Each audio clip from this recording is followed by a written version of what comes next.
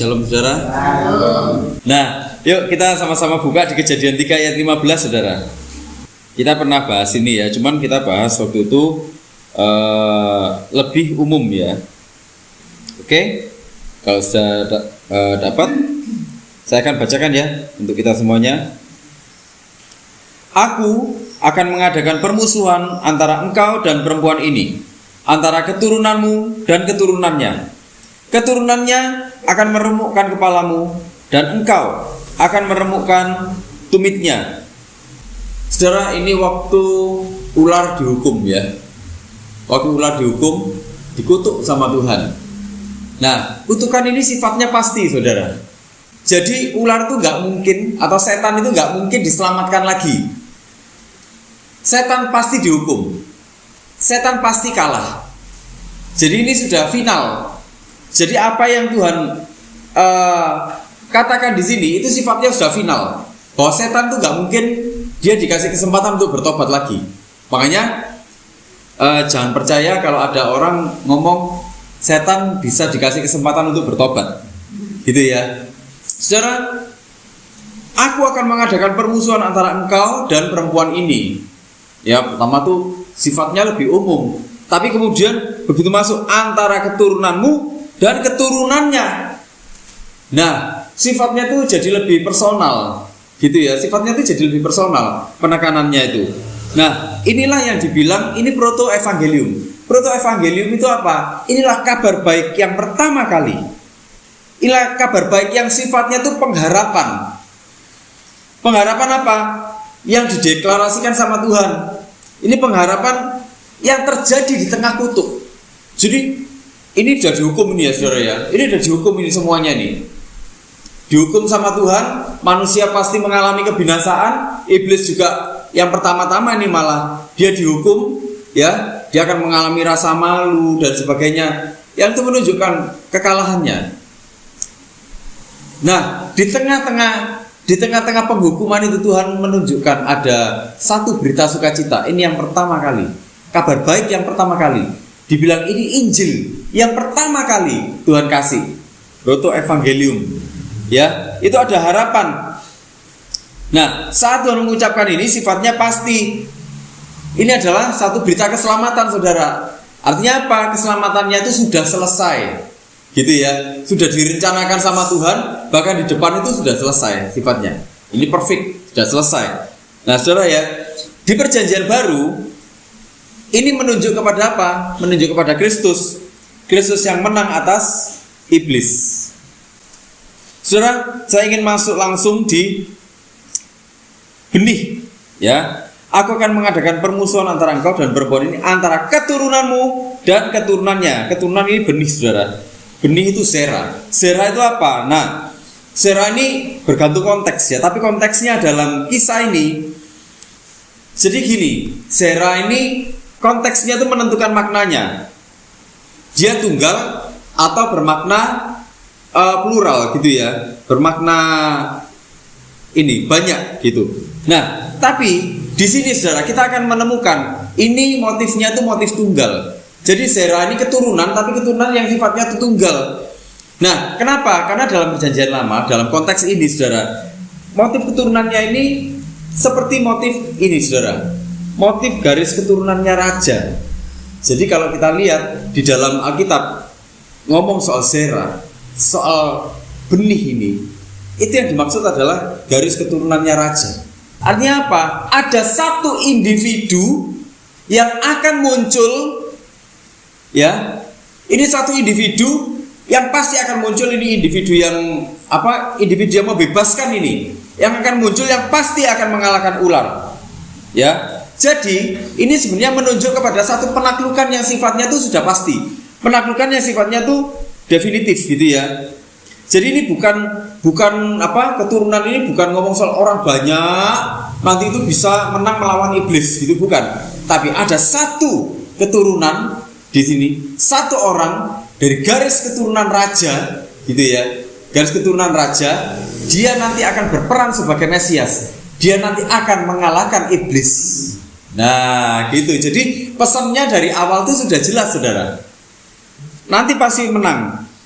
Nah, kemudian dibilang keturunannya itu nanti akan meremukkan.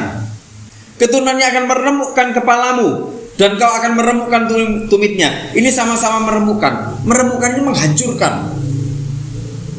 Menghancurkan. Tapi gini, kita harus tahu, kalau kepala yang sampai diremukkan itu punya makna. Maknanya apa? Itu kekalahan. Kekalahan yang pasti. Kekalahan yang sifatnya udah final. Itu gak bisa ditawar-tawar lagi. Pasti terjadi. Gitu.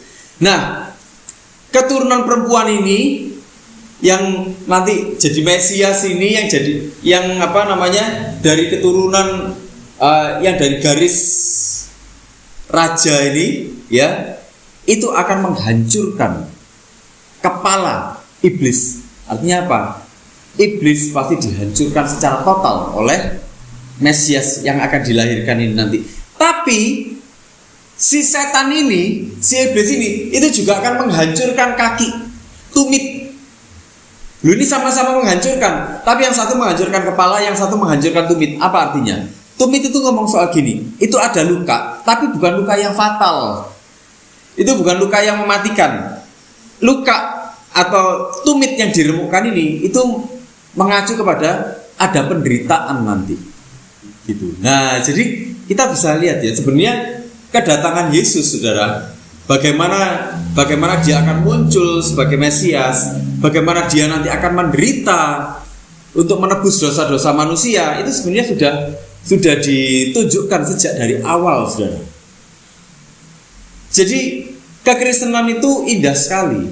Kenapa? Karena kita bisa melihat Allah itu berdaulat di dalam sejarah penebusan manusia. Allah itu berdaulat atas sejarah keselamatan. Jadi manusia itu nggak menyelamatkan dirinya sendiri, gitu ya. Dalam kutukan atau dalam penghukuman itu Allah tetap bekerja memulihkan hubungan dengan anak-anaknya. Jadi ini sudah dihukum loh ini. Ini waktu itu nanti ya, kamu ular, hukumanmu ini. Adam, hukumanmu ini. Kamu perempuan, Hawa, hukumanmu ini. Tapi di tengah-tengahnya itu Tuhan memberikan satu penghiburan, memberikan satu janji bahwa pasti ada keselamatan nantinya. Artinya apa di sini?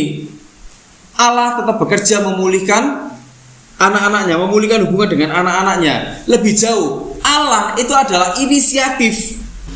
Allah itu inisiatornya, sekaligus dia adalah arah dari keselamatan. Makanya orang kalau diselamatkan, itu arahnya harus dikembalikan kepada Yesus, harus dikembalikan kepada Tuhan, jangan dikembalikan kepada yang lain.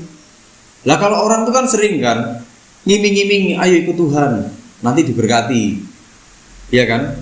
Sering kan yang kayak gitu, ayo ikut Tuhan, nanti kamu disembuhkan, ayo ikut Tuhan, nanti kamu mengalami ini, enak hidupnya. Makanya orang kecewa sama Tuhan, kenapa? Karena ekspektasinya tentang Tuhan itu berbeda. Seorang penyelamat itu harusnya apa? Mengubahkan hidup. Tapi hidup yang dimaksud adalah hidup yang sesuai dengan keinginannya, hidup yang memuaskan kedagingannya. Itulah kenapa orang banyak yang kecewa sama Tuhan. Padahal Allah yang berinisiatif atas sejarah keselamatan, dia juga adalah arah dari keselamatan itu sendiri. Jadi gak boleh keselamatan itu melenceng ke arah yang lain, ke arah materi, ke arah berkat-berkat, ke arah kenyamanan, kesembuhan. Enggak boleh. Loh, apakah kita boleh berdoa minta kesembuhan? Ya boleh. Tapi itu nggak boleh jadi segala-galanya. Apa kita nggak boleh berdoa minta berkat? Boleh. Tapi itu nggak boleh jadi segala-galanya. Tidak boleh menggantikan Allah itu sendiri. Karena keselamatan itu arahnya adalah kepada Tuhan, bukan kepada yang lain. Gitu loh. Gini, di dalam soal benih ini, saudara ya, ada dua realitas atau ada dua kenyataan yang sedang berjalan bersamaan. Ada tumit versus kepala, gitu ya. Ada tumit versus kepala. Yesus menderita tapi pasti menang. Ya, janji Allah bersifat pasti. Karyanya sudah selesai, sudah perfect. Makanya gini, saya melihat Tuhan tuh nggak pernah membiarkan anak-anaknya hancur. Kenapa? Kok di tengah-tengah Kok di tengah-tengah pengumuman ini kan sebenarnya hukumannya itu kan diumumkan. Seluruh alam semesta tahu bahwa manusia jatuh di dalam dosa. Seluruh alam semesta juga tahu bahwa iblis dihukum seperti itu. Seluruh alam semesta tahu manusia juga jatuh dalam dosa dan dihukum. Tahu semuanya. Tapi di tengah-tengahnya kenapa kok Tuhan tuh masih mengumumkan pengharapan yang seperti ini, janji yang seperti ini? Kenapa? Karena dia ingin ada hubungan yang dipulihkan dengan anak-anaknya. Kenapa kok dia ingin ada hubungan yang dipulihkan dengan anak-anaknya? Karena apa? Karena dia tidak ingin anak-anaknya itu hancur. Hebat ya kasihnya Tuhan ini ya. Kita kalau melihat bagaimana Allah kita tuh Allah yang dia berkorban. Manusia yang sebenarnya itu bisa dimusnahkan. Saudara, kalau saudara yang jadi Tuhan itu kira-kira ini misalnya nih ya, ini saudara ini Tuhan ini. Kalau lihat ciptaannya kayak gitu tuh ingin dimusnahkan apa gimana saudara? Iya toh? Dibinasakan. Kalau nggak bisa dibinasakan. Kalau saya loh ya, kadang-kadang saya pikir-pikir kalau baca Alkitab ya, pingin tak riset aja gitu. Iya kan? Pingin di riset aja. Kenapa? Lu percuma mau rusak kok. Saudara mau nggak ini dapat karya yang rusak? Nggak mau kan? Kalau saudara bikin sesuatu pinginnya sempurna semua kan? Kalau ada yang rusak terus gimana? Buang kan? Iya. Tapi Yesus nggak lakukan itu. Anak-anaknya hancur, tapi diterima. Bahkan diberi kepastian. Bahwa pasti nak kamu akan diselamatkan. Nak manusia itu pasti akan mengalami ada satu keselamatan. Pasti ada seorang penebus. Lalu siapa yang bisa menebus manusia? Kalau nggak Tuhan sendiri. Iya kan? Artinya dia sedang menjanjikan dirinya sendiri. Betapa luar biasanya kita hidup di dalam kekristenan ini. Kekristenan ini nggak kaleng-kaleng loh saudara. Kita ngelihat Tuhannya tuh Tuhan yang berdedikasi penuh loh. Nggak gini. Ayo kamu nggak nyembah aku ya. Lihatan kamu ya. Kamu nggak nyembah aku, mawas ya. Ini kamu di ini kerjaanmu tak saku bersih semua. Iya toh? Kalau kita lihat cerita tentang anak yang hilang. Anak yang hilang itu anak yang kurang ajar enggak saudara? Kurang ajar ya. Orang tuanya masih hidup, istri ribut warisan. Iya toh? Sudah dimintai semua warisannya. Ini anak yang nggak tahu diri. Dia pergi foya-foya. Apa yang dilakukan oleh Tuhan? Tuhan menunggu anaknya kembali. Saya kadang-kadang bayangkan kalau seumpama ini saya yang ada di posisi Tuhan waktu itu loh. Terus anak saya kembali dalam kondisi compang-camping kayak gitu ya. Ini sudah ngerok ini. Sudah ngambil hartanya, sudah pokoknya ini anak gak karu-karuan lah, mursal ini. Menyakiti hati. Saya kadang-kadang berpikir, kalau saya di posisi Tuhan waktu itu, di posisi bapak itu, kira-kira saya mau nggak ya terima anak itu ya gitu. Saya pasti berpikir gini kan, ini logis loh ya. Saya pasti berpikir jangan-jangan nanti tak terima gitu lagi, iya kan? Nah, iya kan bapak Noah wis, ben rusak pisan wis, iya kan? Saya nggak mau dilukai kedua kalinya kan pasti gitu toh berpikirnya, iya kan? Jangan-jangan nanti yang kedua malah lebih parah lagi. Iya toh, loh orang kalau sudah jatuh ke judi, ke foya-foya yang seperti itu, jatuhnya kan nekat kan saudara. Apa aja kan dihalalkan sama dia, bener kan? Nah tapi apa yang terjadi? Tuhan menunggu. Bahkan waktu anaknya pulang, disambut dia lari. Padahal di dalam budaya waktu itu saudara ya, karena ini pakai jubah, saudara, dia nggak akan lari-lari. Dia pasti menjumpai anaknya ini dengan apa? Dengan jalan yang mungkin menurut saya itu anggun ya. Mungkin lebih anggun gitu. Gak yang lari-lari gitu ya. Mungkin agak cepat tapi gak yang lari-lari gitu. Tapi apa yang terjadi? Bapak ini saudara dicencing. Ini jubahnya. Saudara tahu kan artinya dicencing itu apa? Gitu ya. Dicencing gidek di atas lututnya, dia lari menyambut anaknya. Nah, gitu. Nah, kamu pulang, gitu kan. Waktu pulang apa yang terjadi? Dipestakan anaknya. Kalau kita, mungkin kita berpikirnya gini ya. Waduh, mateng aku arek iki balik manderek. Ini apalagi nanti gebrakan ini. Iya toh, tapi Tuhan enggak gitu. Tuhan tidak membiarkan anaknya rusak. Banyak cerita di dalam Injil yang menunjukkan bagaimana Tuhan menemukan orang-orang yang rusak, ya kan, memproses hidupnya mereka, menyentuh hidupnya mereka, dan memulihkan hidupnya mereka. Kita bisa lihat bagaimana Sakius itu hidupnya rusak. Sakius ini orang yang dikutuki orang banyak. Kenapa? Karena dia ini menindas orang banyak. Dia ini kerjasama dengan elit-elit politik, menggunakan kekuatan untuk apa? Cari uang. Dia mengambil sesuatu yang lebih dari apa yang seharusnya. Tapi apa yang terjadi? Di tengah-tengah orang-orang yang mencibir Sakius, orang-orang yang memojokkan Sakius, apa yang terjadi? Tuhan datang, Tuhan tidak menghakimi dia, Tuhan malah mau makan di rumahnya. Sakius, ayo turun, aku mau makan di rumahmu. Dia cuma duduk, lihat Sakius, mungkin dengarkan Sakius ngomong. Tuhan cuma dengarkan aja, dia duduk, dia dengarkan dengan tenang sambil nikmati makanannya. Tuhan makan, minum dengan tenang sampai akhirnya Sakius hatinya tuh mungkin sudah gak kuat, dia meronta-ronta. Dan hari itu terjadi pertobatan. Artinya apa? Saudara, memang Tuhan gak pingin anak-anaknya hancur. Itulah kenapa Tuhan berjanji memberi keselamatan. Jadi, saudara, artinya apa? Saudara, kita bisa lihat gini, kelahiran Yesus itu sudah direncanakan sejak dari awal sebenarnya. Bahkan sebelum manusia ada, kelahiran Yesus itu sudah direncanakan. Gitu loh saudara. Apakah Yesus nggak tahu manusia bakal jatuh dalam dosa? Ya pasti tahu. Nah, kalau Tuhan sudah merencanakan, dia tidak akan pernah gagal. Pasti berhasil. Penyelamatan itu pasti berhasil. Kalau saudara dan saya dipilih oleh Tuhan, pasti berhasil.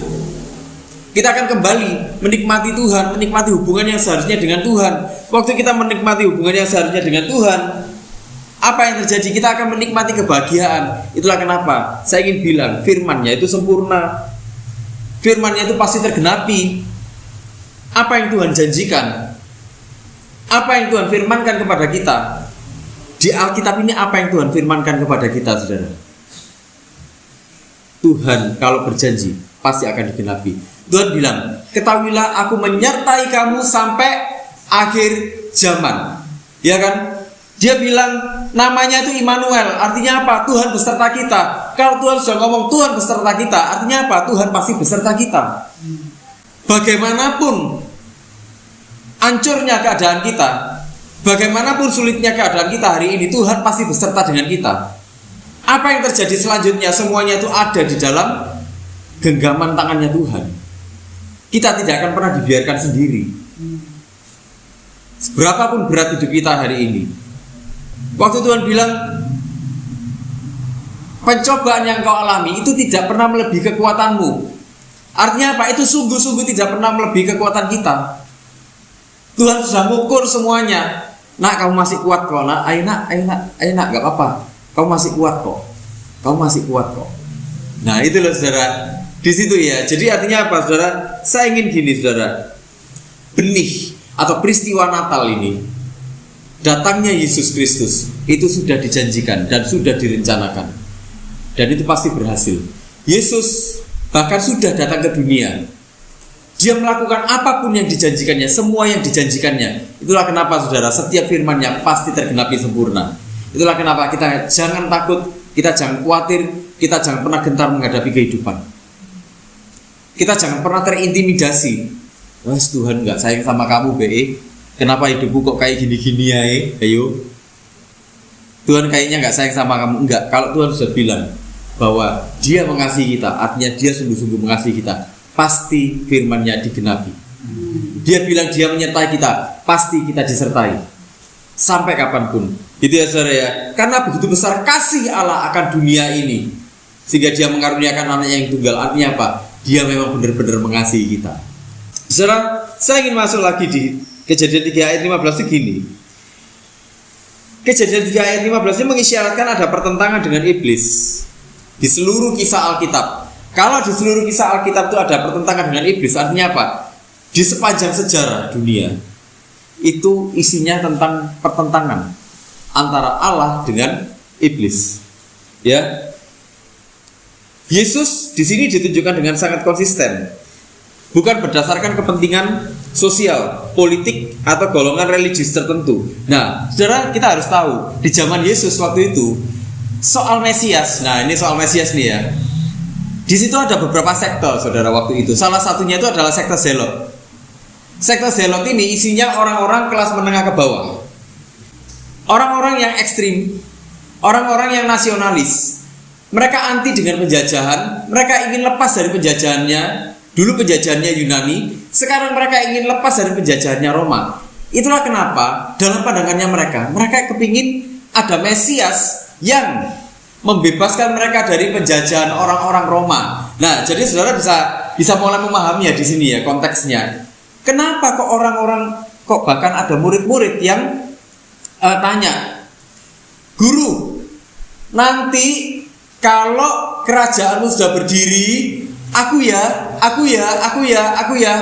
Mereka rebutan posisi."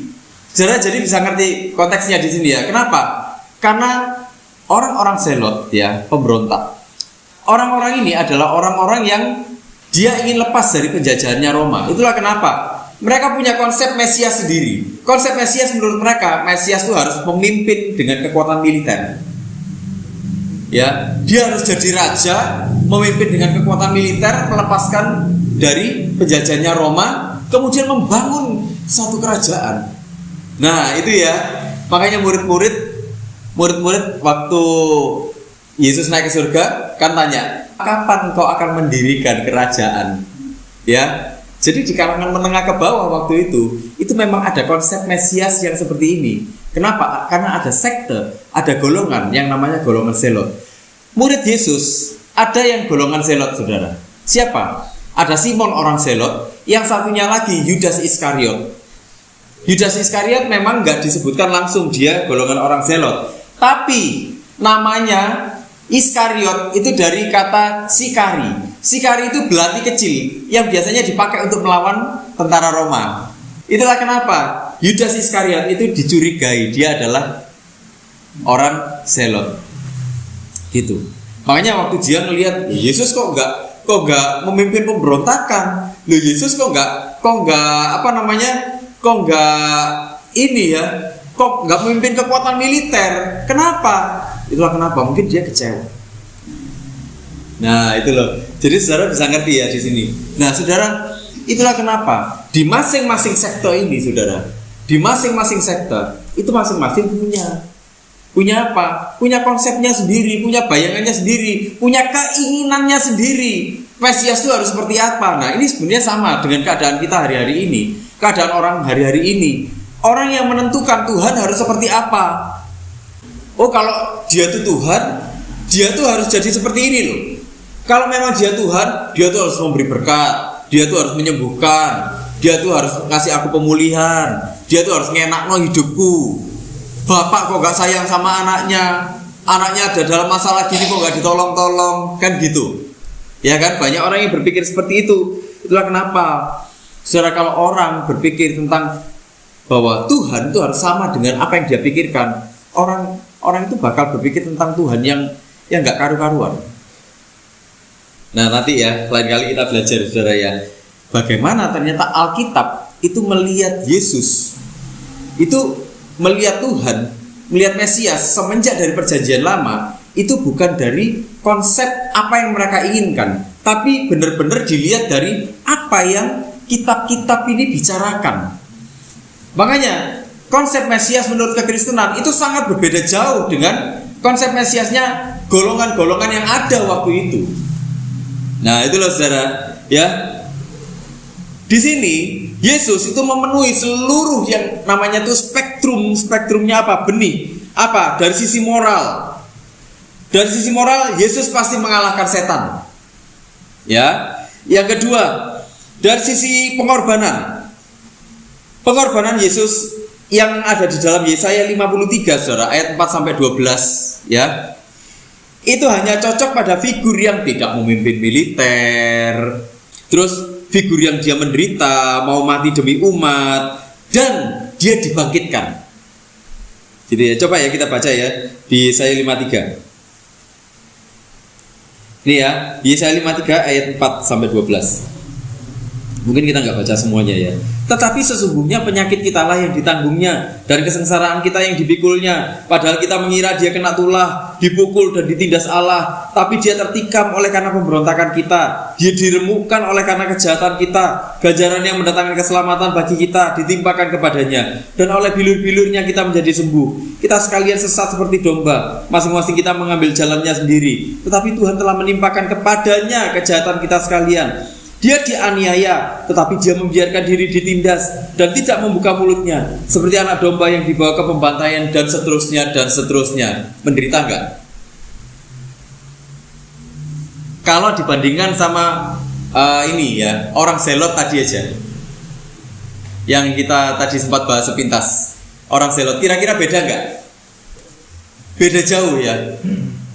Kalau kita waktu itu ada hidup di zamannya Yesus waktu itu. Kalau kita hidup di zamannya Yesus, ini coba ya kita angen-angen ya. Kalau kita hidup di zamannya Yesus, kira-kira kita bakal langsung bilang Yesus bukan Mesias atau gimana, saudara? Kita masih percaya nggak dia Mesias? Kalau kita hidup di zamannya Yesus loh, nggak percaya. Kenapa? Karena kita sudah mengkotak pola pikirnya. Kita sudah membiarkan pikiran kita itu punya fantasi, punya gambaran, punya kotak-kotak, punya pola. Tuhan harus seperti ini, harus seperti ini. Nah tapi Yesaya bilangnya seperti ini. Dia dianiaya, kejahatan kita ditimpakan kepadanya, dia disiksa. Lah mana ada pemimpin militer yang seperti itu? Lah mana ada raja yang dikorbankan seperti itu? Gak ada kan? Cuma Tuhannya orang Kristen loh, saudara, yang kayak gitu. Gimana ini? Saya pun kadang-kadang bayangkan ya, kalau saya hidup waktu itu, apakah saya itu akan menerima dia sebagai Mesias? Kadang-kadang saya pikir seperti itu juga. Kadang-kadang saya berpikir gini, ini anugerah saya hidup di zaman ini, yang bisa melihat ini punya gambaran secara keseluruhan kayak gini. Kok dia mati demi umatnya? Artinya apa? Saudara, kita ini punya penebus yang sempurna, yang tidak mengikuti standarnya orang berdosa. Dia tidak mengikuti standar dunia yang berdosa. Nah di situ loh kita harus bersyukur. Kita punya Tuhan yang nggak bisa disetir orang. Lah kalau kita ini punya Tuhan yang bisa disetir orang dan disogok orang, itulah yang bahaya, saudara.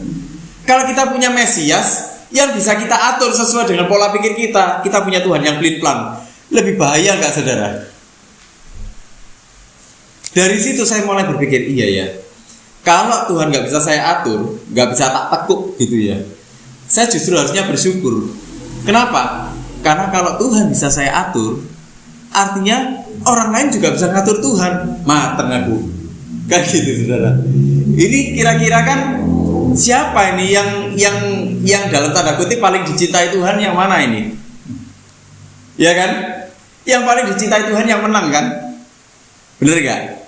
Misalnya nih, saya sama Pak Pil ini ada masalah ini. Wah, ini ada masalah ini. Ini sama-sama datang sama Tuhan ini. Sama-sama datang sama Tuhan. Ini kalau Tuhannya itu bisa diatur-atur loh ya. Kalau Tuhannya itu bisa disogok dalam tanda kutip. Gini, saya datang sama Tuhan. Tuhan, Pak Pil ini Tuhan. Waduh, ya apa ini, gak karu-karuan ini Tuhan. Aku mangkal Tuhan sama Pak Pil, Tuhan, saya mangkal sama Pak Pil. Tuhan, tolong Tuhan, hukum Pak Pil Tuhan. Ayolah Tuhan kan papaku gitu. Iya kan? Ayo, Tuhan kan penyelamatku, hukum Pak Pil. Pak Pil, Tuhan, Sony ini Tuhan, gak karu-karuan Sony ini. Gimana nih Sony ini? Ayolah Tuhan, aku udah melayani Tuhan lebih banyak dan lebih lama. Tuhan mulai bingung. Sing mana sing dibelani enak iki gitu. Ya kan? Kalau Tuhannya pelin-pelan gitu tuh kira-kira bahaya enggak, saudara? Bahaya. Tapi kita punya Tuhan yang berdaulat. Tuhan yang enggak bisa diatur dengan keinginan-keinginan kita. Justru itulah Tuhan yang luar biasa. Dia datang ke dunia ini menyatakan dirinya. Dia datang, saudara, Gak diatur-atur orang maunya Tuhan yang seperti ini. Enggak, dia datang dengan kehendaknya sendiri.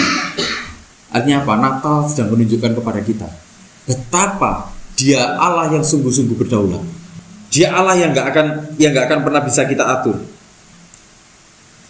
Betapa dia Allah yang kalau dia sudah berjanji, meskipun dunia ini sudah rusak total, tapi janjinya itu final, janjinya pasti terjadi, janjinya pasti digenapi. Natal itu sebenarnya sedang menunjukkan kepada kita betapa konsistennya Tuhan.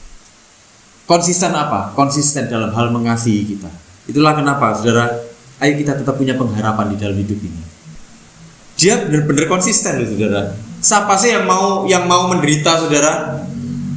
Apalagi Tuhan ini enak di surga, tapi kok mau datang ke dunia dia menderita.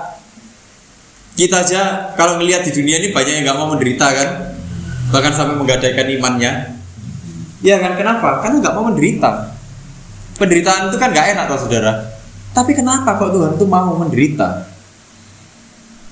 Disitulah kita melihat konsistensi dari kasih Tuhan. Betapa konsistennya kasih Tuhan. Makanya saudara, jangan takut dengan kehidupan. Jangan kita ini menyerah dengan kehidupan, karena Tuhan nggak pernah menyerah. Karena kasihnya itu pasti, kasihnya itu sudah final untuk hidup kita. Gitu loh ya, saudara ya. Natal sedang menunjukkan itu semua. Natal sedang mendemonstrasikan betapa luar biasanya kasih Tuhan di dalam hidup kita. Ya saudara ya. Itulah kenapa, ya saudara, tetap berharap kepada Tuhan, tetap percaya kepada Tuhan, tetap hidup di dalam Tuhan. Amin saudara. Ya sama-sama kita berdoa.